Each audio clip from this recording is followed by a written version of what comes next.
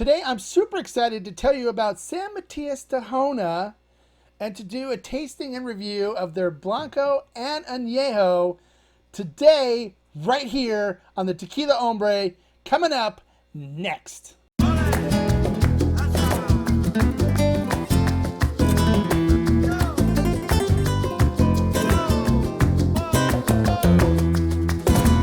Hello and welcome to this episode of the Tequila Hombre.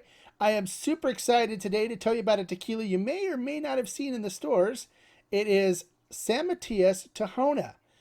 Today we're going to be tasting and reviewing both their Blanco and Anejo, and I look forward to telling you a little bit about it as well and about the distillery that makes it, and that's coming up in this segment next. Let's start off by telling you a little bit about the distillery. Casa San Matias is the distillery that makes San Matias Tahona, and they are located in the highlands of Jalisco in a town called Tepatitlan. Now, they have been making tequila for over 130 years. Now, one really special thing about this distillery is it's currently owned by a woman named Carmen Villarreal. See, Carmen took ownership of the distillery in 2014, and at the time was the only woman to own a tequila distillery. Now, when I got a chance to visit the distillery, I have to tell you, it is a beautiful distillery, and she's done a great job with helping women get employment in the tequila industry. And that's one thing that she's really proud of, is the equal opportunities that she gives women in her distillery. And one thing that really impressed me about the distillery when I was there for my visit was the fact that everybody that works there loves what they do and puts all their heart and passion into making their tequila. And you really can tell it when you taste their tequila, and you'll see that when I do my review in this video later. But first, we're going to dive down and take a look at the bottles and see what the bottles look like for the San Matias Tahona line. All right, diving down and taking a look at the bottle.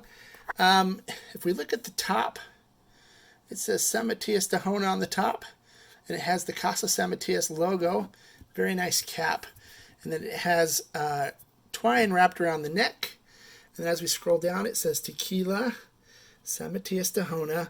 And then on the back, you can see a design with a Tahona with some piñas, which just looks amazing.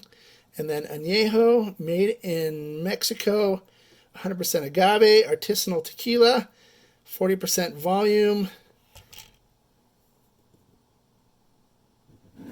and then 750 milliliters. On the side where it's produced, government warning, and the NOM, which is 1103, and CRT. And then on the back, Tequila San Matias Tahona. Anejo San Matias is the result of 130 years, and it tells you a little bit about how they make it, what they use, and we'll go over that here in the next segment. And then Casa San Matias logo, master distiller, the name of the master distiller, and then the bottler, where they get their agaves from the highlands. There's a brick oven, so it could cook 20 tons for 48 hours, and gives you a lot of information about the tequila, which is nice. And then on the side, Tequila San Matias, a small batch artisanal tequila, carefully stone crushed, and that is the bottle. So it's a lot of information on this bottle, and it's a very pretty looking bottle as well too. All right, so let's go up and we'll talk a little bit about how this tequila is made. All right, now that you've had a chance to see what the bottles look like, let's talk about how the tequila inside is produced.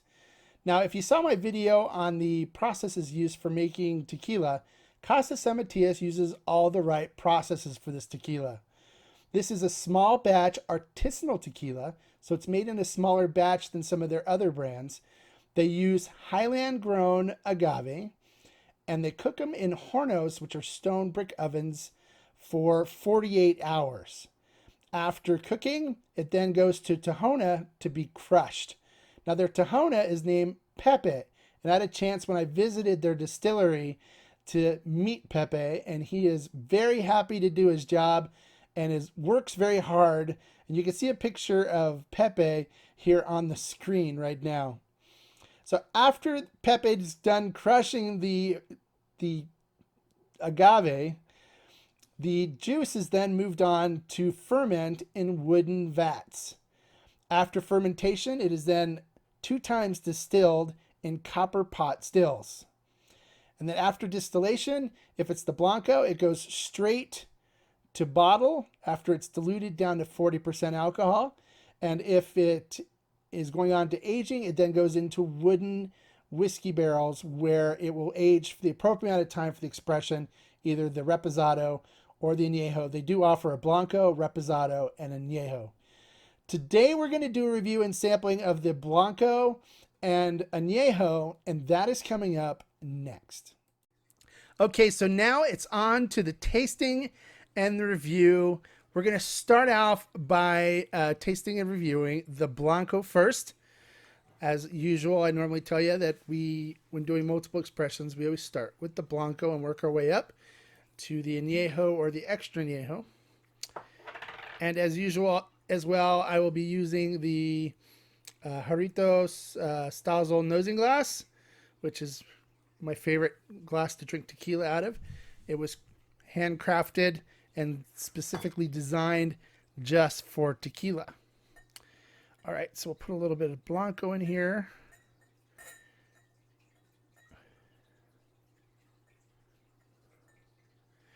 All right. And let's take a look at it. So first, we swirl around the glass. And you can see the legs on this thing. Looks great. Amazing. Now let's check out the nose and see what we get. Oh my God, it is cooked agave like crazy.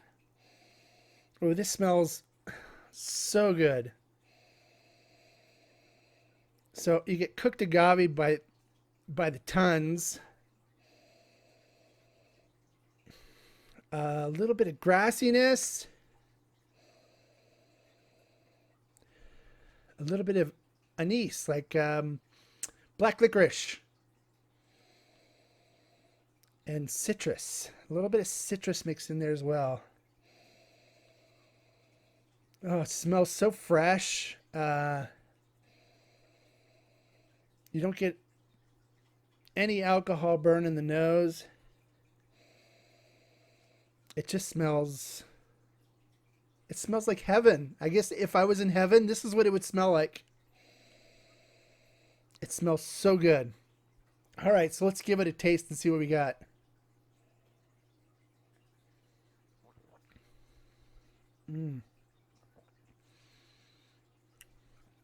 Oh, it's got a super creamy, oily mouthfeel to it.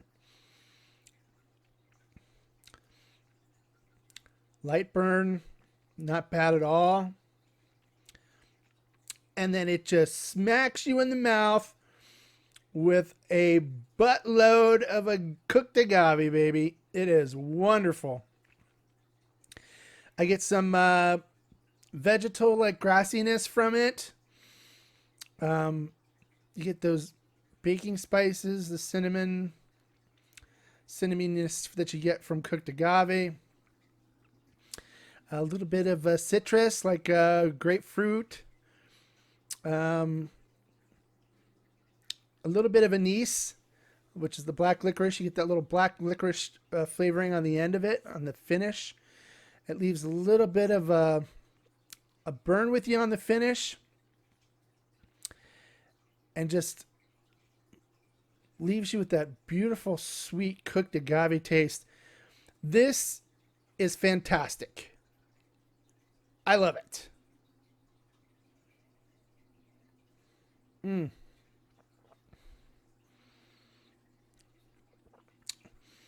If you want to try what a really amazing Blanco is like, this one is it. It is amazing. It is a fantastic example of a really great Blanco. Easily one of my top 5. Easily one of my top 5 favorites. This one is among the best. If you have not tried San Matias Tahona Blanco, grab a bottle and try it. And if you love agave, if you love tequila, this will blow your mind. It is fantastic.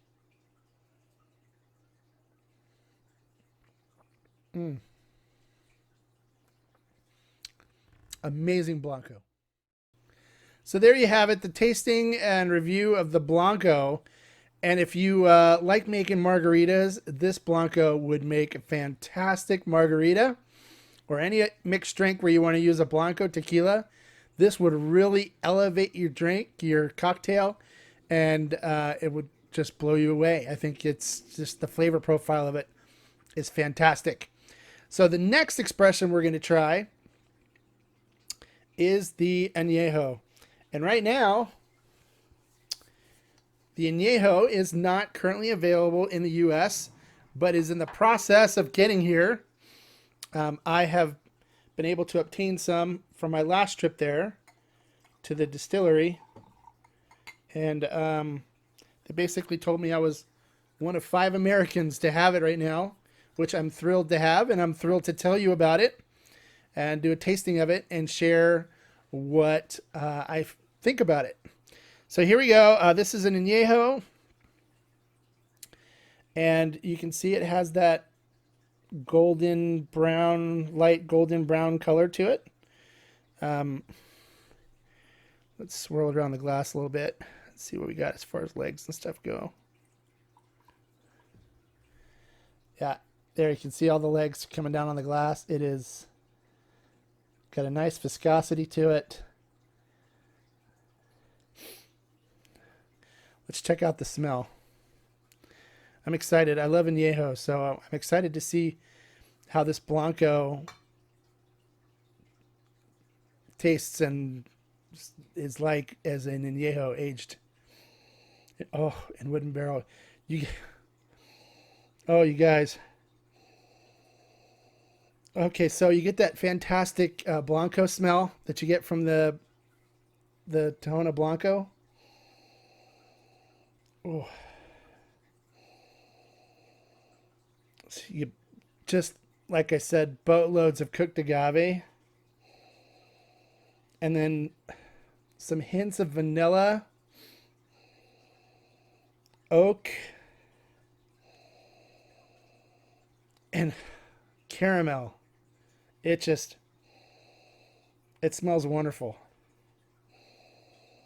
Oh, it's like a candy store for tequila lovers. Oh my God.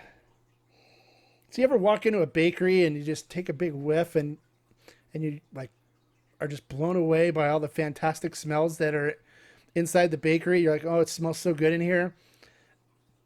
That's what this is like. Oh, just fantastic. Oh, all right. I could smell it all day. Let's taste it.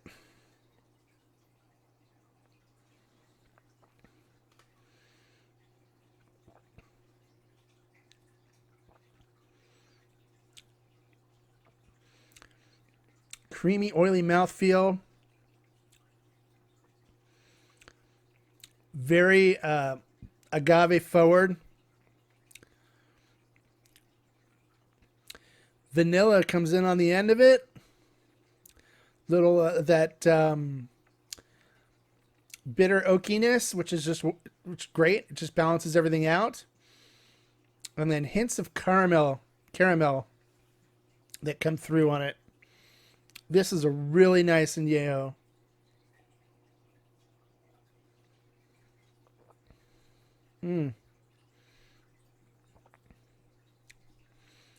The flavors on it are really subtle.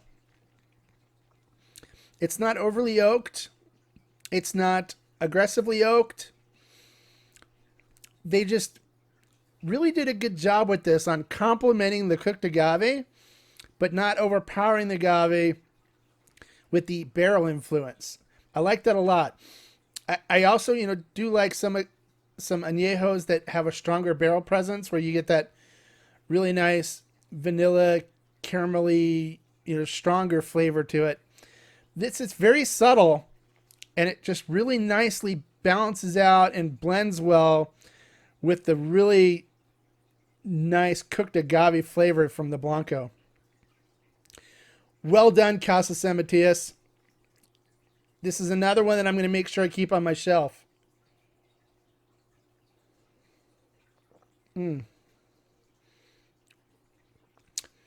I highly recommend it.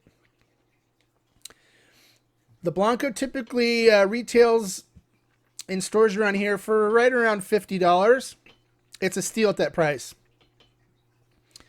It's a great Blanco, beautiful sipper. Sip it neat in a glass like this, or whiskey glass, or even a Riedel, whatever kind of glass you have. Glencairn's great too. Sip it neat. No ice, no water. Doesn't need any of that stuff. Doesn't need salt and lime if you want to do shots with it. I wouldn't do shots because the flavors on this are just so incredible. You'd want to sip and enjoy the flavors. It is a very, very, very, very nice tequila. The Anejo is great too. I'm not sure what it's going to retail for here in the U.S. I didn't get any details on that, but keep an eye out for it when you see it at the shelf. Make sure you grab it. Make sure you try it. And I'd love to see you comment on what you think on the Anejo. I really like it. I like it as a complementary thing to the Blanco. I think the aging, the way they aged it, it complements the Blanco very well rather than kind of overpowering the Blanco. And I appreciate that. I appreciate the artistry behind it. And I really do like this Anejo. So there you go. You guys see it on the shelves. Try it. If you've already tried the Blanco before, I'd love to see what you think about it. Please comment below and tell me what you think. Tell me what your experience has been with it. And that's it basically for today. So be happy, be healthy, and more importantly, please remember, life is too short to drink bad tequila. Salud.